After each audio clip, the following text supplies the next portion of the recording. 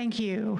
My name is Carla Crowder. I'm Executive Director at Alabama Appleseed. I'm also a lawyer.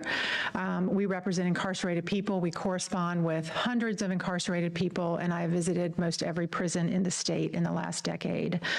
Appleseed provides research and policy advocacy on tough issues. I think we can all agree what's happening in our prisons qualifies, so I want to thank you first for your service on this committee. We have recently documented that mortality in ADOC is 5 times the national average. I will be providing documentation of mortality, assaults, staff assaults, in email correspondence that was recommended. I'd like to talk specifically about one of those deaths, Daniel Terry Williams, whose death has been reported across the national media and in 4 continents. This was a preventable death. He was beaten in October at Staten and died in November. It was not overcrowding or buildings or low staff that created the culture of violence and incompetence that led to Mr. Williams' death. I want to tell you what led to his death. The 38-year-old suspect in this kidnapping, rape, and torture was involved in 9 instances of sex assault, rape, and stabbing since 2017 in DOC while incarcerated.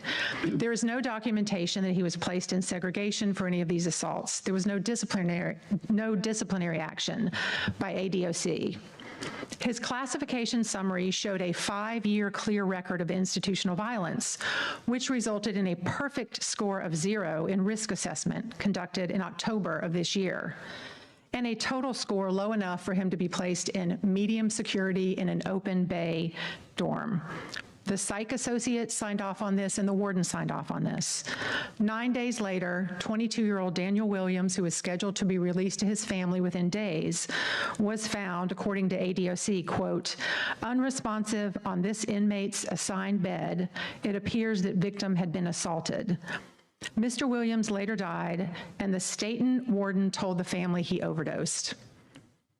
This assailant was suspected but never charged, never disciplined, and not housed in segregation, even though 9 reports of sex assault are on his record. It happened at Donaldson, Fountain, Limestone, Bibb, and Bullock.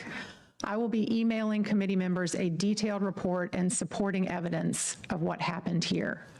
It's hard to even begin to suggest remedies sufficient to correct this kind of unconscionable neglect and incompetence. At a minimum, it appears that additional oversight of ADOC is warranted. Appleseed is working with national experts on an oversight bill to be introduced next session. We are here, sir. We are here to suggest reasonable, pragmatic, bipartisan responses.